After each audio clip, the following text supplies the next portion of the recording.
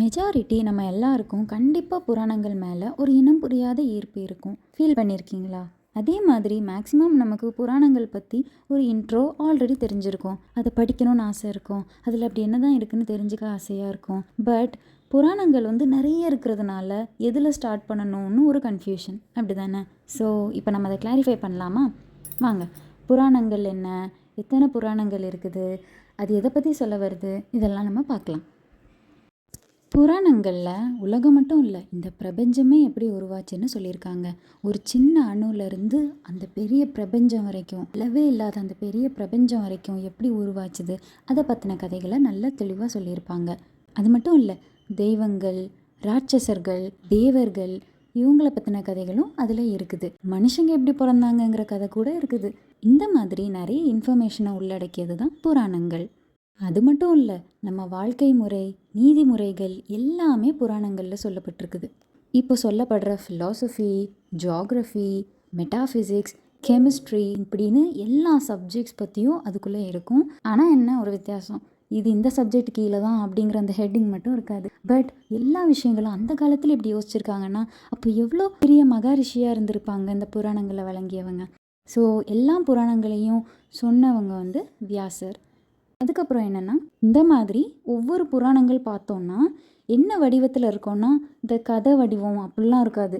அதெல்லாமே டயலாக் வடிவத்தில் தான் இருக்கும். அந்த கதையையே கதை மாதிரி சொல்லியிருக்க மாட்டாங்க, டயலாக் வடிவத்தில் தான் நமக்கு வரும். இங்கிலீஷில் ட்ராமான்னு சொல்லுவோம்ல, அப்படி தான் இருக்கும் புராணங்கள் எல்லாமே. அந்த ட்ராமாவும் அந்த டயலாக்ஸ்லாம் ஒரு உரைநடை வடிவமாக இருக்காது, செய்யுள் வடிவத்தில் தான் இருக்கும். அந்த டயலாக்ஸுமே ரைமிங்காக, ஏன்னா அப்போ தான் நம்மளுக்கு அது நல்லா மெமரைஸ் ஆகும், அந்த கதை நமக்குள்ளே போகும் அப்படிங்கிறதுக்காக அப்படி எழுதியிருக்காங்க. அதுக்கப்புறம் இந்த புராணங்கள் பார்த்திங்கன்னா, முன்னாடி மொத்தமாக புராணங்களில் உள்ள எல்லா லைன்ஸையும் சேர்த்தோன்னா கோடிக்கணக்குக்கும் மேலே உள்ள லைன்ஸ் தான் அதில் இருக்குமா. அத்தனை லைன்ஸ் இருந்துச்சு புராணங்களில். ஆனால் காலப்போக்கில் அது அப்படியே மருவி மருவி மருவி மருவி இப்போதைக்கு நமக்கு 3 லட்சம் வரிகள் தான் இருக்குது. ஆனால் அந்த 3 லட்சம் வரிகள்னாலுமே 2 வரிகளை நீங்கள் உள்வாங்கிறதுக்கே ஒரு நாள் பத்தாது. அவ்வளோ மீனிங்ஃபுல்லாக இருக்கும் புராணங்கள். இப்போ நம்ம நெக்ஸ்ட் என்ன பண்ணலாம், புராணங்களோட வகைகள் என்னென்னு பார்க்கலாம். புராணங்கள் நிறைய வகைகள் இருக்குது. கந்த புராணம்னு சொல்கிறாங்க, கருட புராணம்னு சொல்கிறாங்க, பிரம்ம புராணம்னு, இப்படி நிறைய புராணம் இருக்குது. ஆனால் நான் எதில் ஸ்டார்ட் பண்ணேன் அப்படின்னு டவுட் இருக்கும். இந்த கேள்விக்கு பதிலை பார்க்குறதுக்கு முன்னாடி ஃபஸ்ட் என்னென்ன புராணங்கள் இருக்குதுன்னு பார்க்கலாம், அதோட சிறப்பு அம்சமும் என்னென்னு பார்க்கலாம். ஸோ புராணங்கள் பார்த்தோன்னா மேஜராக 2 பார்ட்ஸாக பிரிச்சுருக்காங்க. மகா புராணங்கள், உப புராணங்கள். மகா புராணங்களில் 18 இருக்குது. இந்த 18 மகா புராணங்களையும் 3 முக்கிய குணங்களோட பேஸில் பிரிச்சுருக்காங்க. சாத்விக குணம், ரஜோகுணம், தமோ குணம்.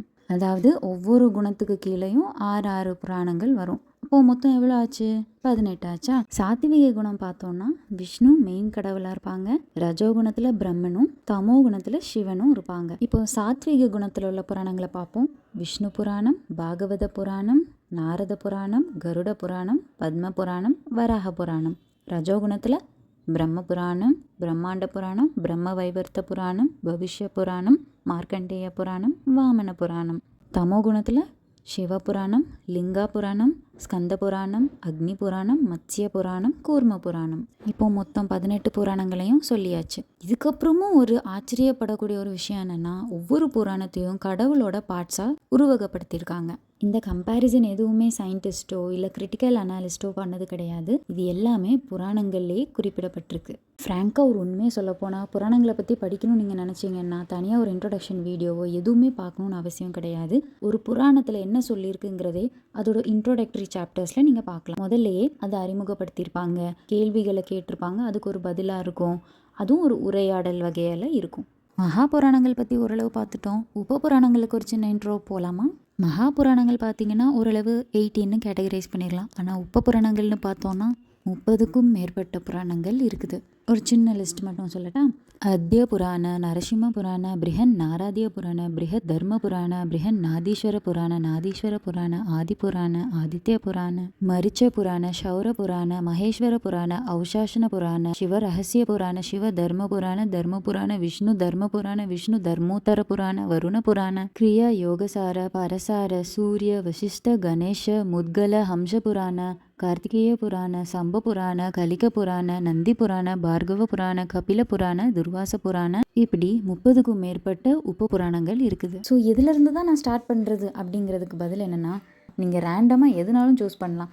ஏன்னா எல்லா புராணங்களையும் சொல்லப்பட்டிருக்கிற விஷயம் திரும்ப வரதான் செய்யும். இந்த ஆர்டர் தான், அந்த ஆர்டரில் தான் படிக்கணும்னு எந்த கேட்டகரைஸும் கிடையாது.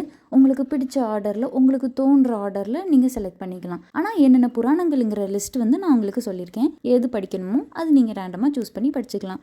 ஏன்னா கண்டென்ட்ஸ் நீங்கள் பார்த்தீங்கன்னா கூட ஒரு புராணத்தில் உள்ளது இன்னொரு புராணத்தில் இருக்கும் கண்டிப்பாக. அதாவது ஒரு கனெக்ஷன் இருக்கும். ஆனால் தொடர்கதை மாதிரி இருக்கும்னு சொல்ல முடியாது. பட் ஒரு கனெக்ஷன் இருக்கும். அதாவது ஒரே கண்டென்ட்டு ஒரு புராணத்தில் ஒரு விதமாக சொல்லியிருப்பாங்க, இன்னொரு புராணத்தில் அதே கண்டென்ட்டை வேற ஒரு விதமாக சொல்லியிருப்பாங்க. ஸோ என்ன பார்த்தாலுமே கண்டென்ட் எல்லாமே சேமாக தான் இருக்கும். எல்லாமே கிரியேஷன் பற்றி இருக்கும். நம்ம கடவுளை பற்றி சொல்லியிருப்பாங்க. கடவுள் அசுரர்களை வதம் செஞ்சது, அப்புறம் மனுஷங்க எப்படி பிறந்தாங்க, எது பாவம், எது நல்லது, எது கெட்டது, இந்த மாதிரி எல்லா கண்டென்ட்ஸுமே நம்ம புராணங்களில் உள்ளடங்கி இருக்குது. இந்த புராணம் தான் ஃபஸ்ட் படிக்கணும், இதிலிருந்து தான் இந்த ஆர்டரில் தான் போகணும் அப்படின்னு எதுவுமே கிடையாது. நாம் சூஸ் பண்ணுற ஆர்டர் தான். ஒரு குட்டி சஜஷன், எந்த புராணத்தை ஃபஸ்ட்டு படிக்கணும் அப்படிங்கிறதுல ரொம்ப கன்ஃபியூஸ்டாக இருந்தீங்கன்னா ஜஸ்ட் ஒரு லாட் போட்டு எடுத்துக்கோங்க. அதாவது குலுக்கல் முறையில் தேர்வு பண்ணிக்கோங்க. புராணங்களை வாசிக்கும்போது ஒரு விஷயத்த மைண்டில் வச்சுக்கோங்க. அதை கதையாகவும் பார்க்காதீங்க, ரொம்ப டீப்பாக இது பண்ணி லாஜிக்கலாகவும் திங்க் பண்ணாதீங்க. இது ரியாலிட்டியாக நடந்திருக்குமா அப்படின்னும் திங்க் பண்ணாதீங்க. என்னை பொறுத்த வரைக்கும் புராணங்கள்லாம் நல்ல விஷயங்களை கற்றுத்தர்ற ஒரு முறையாக தான் நான் பார்க்குறேன். ஏன்னா ரொம்ப ஹெக்டிக்காக டைம்லைன் டெட்லைன் ஓடுற இந்த பரபரப்பான உலகத்தில் கொஞ்சம் ரிலாக்ஸிங்காக பீஸ்ஃபுல்லாக நேச்சர் மாதிரி இந்த புராணங்கள் இருக்குதுன்னு நான் ஃபீல் பண்ணுறேன். இந்த மாதிரி எல்லாருமே இதுக்கு தான் புராணம் படிக்கணும்னு சூஸ் பண்ணியிருப்பீங்க. சிலர் அதில் இருக்கிற புது புது ஸ்டோரிஸ்க்கு சொல்லலாம், சிலர் கடவுளோட ப்ரெசன்ஸை உணரணும், இந்த உலகம் எப்படி உருவாச்சுன்னு தெரிஞ்சுக்கணும், அப்படி புராணங்களில் என்ன தான் சொல்ல வர்றாங்கன்னு தெரிஞ்சுக்கணும் அப்படின்னு படிக்கலாம். இந்த மாதிரி எல்லாரும் ஒவ்வொரு பெர்ஸ்பெக்டிவில் படிப்பீங்க. நீங்கள் என்ன பெர்ஸ்பெக்டிவில் புராணங்களை படிக்க போகிறீங்கன்னு கமெண்ட்ஸில் சொல்லுங்கள். புராணங்களை கேட்க விரும்புகிறவங்க நம்ம சேனலை யோசிக்காமல் ஃபாலோ பண்ணுங்கள்.